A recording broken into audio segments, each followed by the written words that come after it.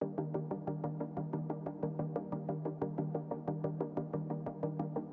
name is Colin Barnett. I'm the CEO of the Regional Driving Assessment Centre, which is commonly shortened to RDAC. I'm also currently Chair of Driving Mobility, which is our umbrella organisation, which accredits all the driving assessment centres throughout the country.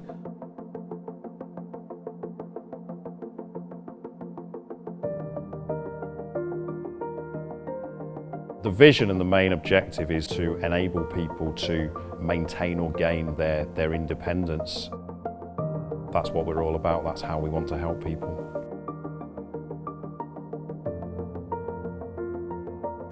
I think if you're not sure about whether you need an assessment or not, it's a good idea to go. We'd like to think it's a very positive thing because we're here to help you, not here to stop people driving, we're here to help you keep mobile in whatever way you can. It's really important for us to get you to come, and especially if you've got one of those problems such as dementia, which we see such a lot of these days, where if we can see you in the early stages of dementia, it's not necessarily going to stop you driving straight away. There will come a time when that does happen, but it won't be straight away necessarily. Being able to get about and do what you want to do and not be restricted by anything. So essentially the environment restricts people and limits what they can do, and we need to find ways to modify that environment to make it possible for people to be independent. We can integrate different modes of transport, different methods of getting around, so we can make the world more accessible.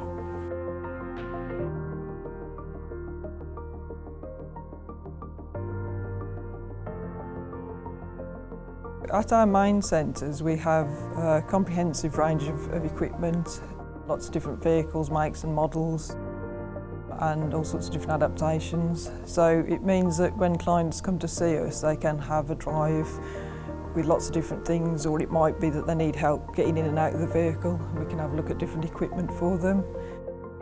They might need help getting a wheelchair in and out, or a scooter. So it's very important that we have a good range of equipment. I think we do change people's lives. I think it changes a lot of people's lives, especially those who've been in hospital.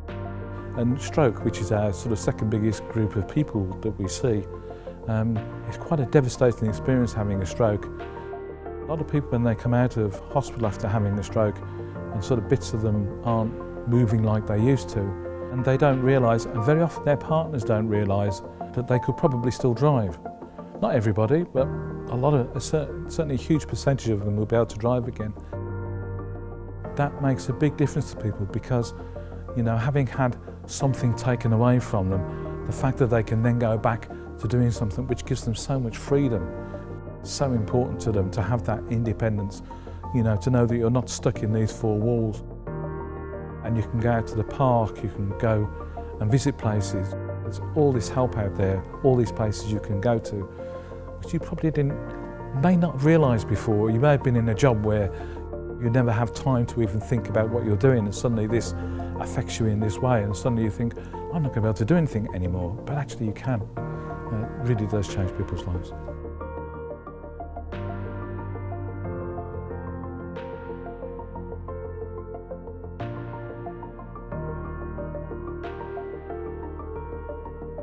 What we've done up till now is we've expanded the service to fill in the gaps, if you like, in the country so that we can reach these people. So it's now more about helping more people in those areas. So you take an area like Birmingham or Manchester, a huge population you have there. There's obviously a lot more people we could see, and I think that has to be where we move to next, is just making sure we help more people in those particular areas. Absolutely, we look to cover and meet service need wherever we need to. The idea is to take the service to the people rather than them having to travel long distances to get to us. We have a commitment to provide a service that's close to where people live, and it just makes sense that if somebody's going to have to do a driving assessment or want some advice and they have difficulties with getting about, then we don't want to have to make them travel too far. It's important as a team that we do keep up to date with what information's out there, particularly in relation to adaptations and equipment for vehicles and things like that. but also in our specific professions, so with the occupational therapists, any CPD requirements they have to do, and also the driving advisors as well. They all complete an academic qualification within the first few years of employment, which gives them a lot of knowledge to sort of underpin their previous experiences. And then sort of CPD events and training events are really important as we go through the process and the training.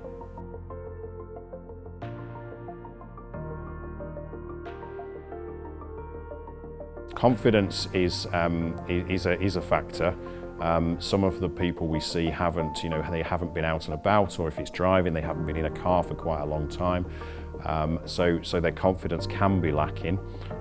We have sort of procedures in place to help their confidence, whether that be through a bit of practice being in the car or practice being out and about in general.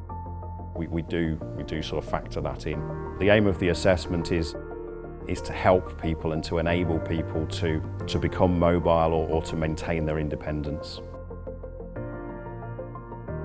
One of the newer services that we offer currently in the northern centres, particularly from Manchester, is a driving school, an RDAC driving school. So a lot of the clients that we see, they perhaps haven't driven for a long time, or they need to drive in a different way from how they used to drive, perhaps with adaptations. So we now offer driving tuition services to help them become more familiar with the adaptations that have been recommended, or just to help them regain their confidence of being on the road again. If you are apprehensive, phone and ask to speak to somebody and see if they can put your fears to rest and just give you that reassurance. Nobody ever knows how they're going to be treated until they come to a centre, and people obviously are going to be apprehensive because it means such a lot to them to get back to driving.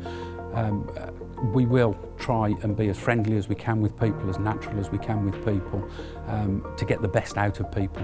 That's what we're here about as a charity.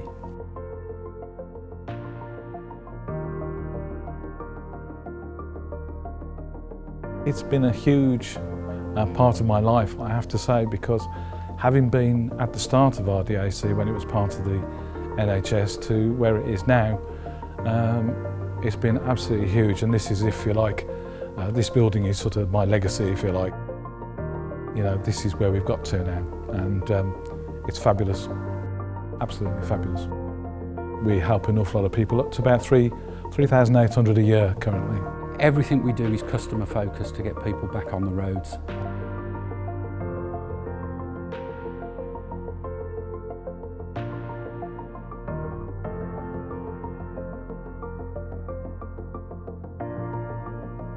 I think that the Try Before You Fly assessments are all about looking at the journey for the person when they travel by plane. So from getting to the airport, what happens in the airport, and then what happens, how they're going to get into the seat. So in kind of walking through the journey that they're going to make, it helps for them to feel at ease about the process. And it's all about them thinking through all the eventualities so that when they're faced with things, it's not too much of a surprise. We offer a car seat clinic assessment, and that's for babies and children who may need extra postural support. They might need additional equipment because of challenging behaviour, so it's just a way of helping them to travel safely in a vehicle. We have reps attend who bring various car seats for them to try out, and then we produce a report which they can then use to go and apply for funding. So some of these car seats can cost quite a lot of money. Bugsy is a little buggy that can be driven by very young children. It's an introduction to powered mobility, and it's also enables a child of that age to start exploring the environment, something a child without disabilities would naturally go and do, go up to things, touch things and generally get into trouble. So that's what Bugsy enables. It enables the child to get themselves into trouble and just learn about the environment. So yeah, if you've got concerns about being able to afford Bugsy, then it's reassuring to know that it is essentially free of charge. It's a loan, just pay a deposit, small deposit which they get back at the end of the scheme.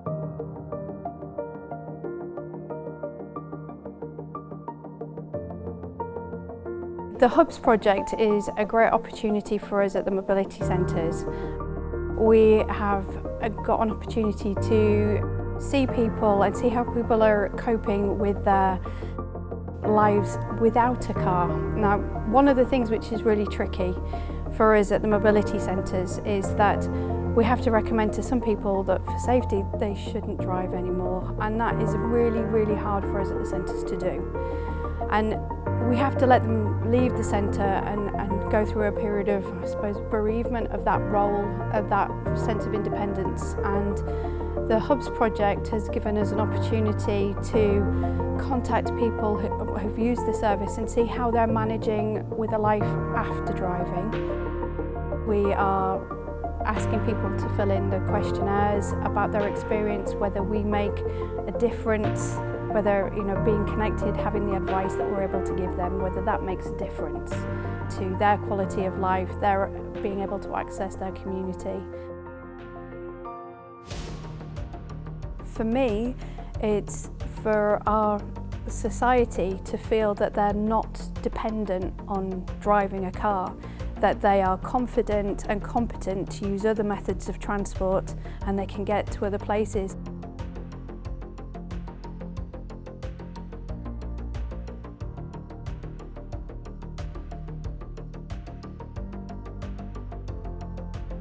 There are lots of ways you can get in touch with us. You can either refer yourself directly to us, but maybe if you're in touch with a health professional or another charity, we have referrals from social prescribers. So if you want, you can ask your health professional to get in touch with us, and then we can work with them if there's anything else that we need to do to help the transition to a new way of transport.